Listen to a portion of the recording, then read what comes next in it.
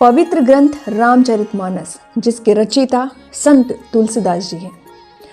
पौराणिक कथाओं में कई जगहों पर यह सिद्ध होता है कि तुलसीदास जी राम भक्त थे, परम राम भक्त। जब उन्हें वास्तविक ज्ञान का बोध नहीं हुआ तब वे एक यात्रा पर निकल गए और लगभग 14 वर्षों तक उन्होंने तीर्थ पारायण किया, यानी कि वे अलग अलग जगहों पर यात्रा करते रहे। एक बार वे एक ऐसे स्थान पर पहुंचे जहां पर सूखा पेड़ दिखाई दिया उन्हें। उन्होंने यात्रा के दौरान कमंडल में जो भी जल इकट्ठा किया हुआ था उस जल को सूखे पेड़ में डाल दिया। वहां पर एक आत्मा निवास करती थी। वो आत्मा तुलसीदास जी से खुश हो गई, प्रसन्न हो गई और उसने पूछा, आप कुछ वर मांगिए। तब तुलसीदास जी ने एक ही वर मांगा कि वे राम के दर्शन करना चाहते हैं।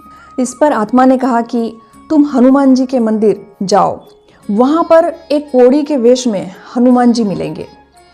नीतिपूर्वक तुलसीदास जी ने वही किया।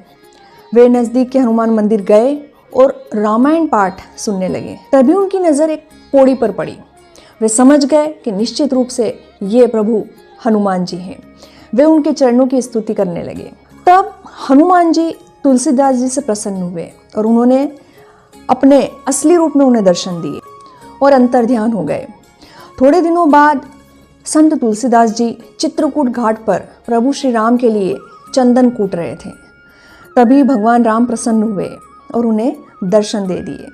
यही वो क्षण था जिस वक्त तुलसीदास जी को वास्तविक ज्ञान, यानी कि वो ज्ञान प्राप्त हुआ जिस ज्ञान की खोज में वे तीर्थाटन कर रहे थे, जिस ज्ञान की खोज में वे यात्राएं कर रहे थे, जिस ज्ञान की खोज में वे भटक रहे थे। यदि सच्ची श्रद्धा हो, सच्ची भावना हो तो शायद प्रभु के दर्शन एक भक्त अवश्य कर ही लेता है।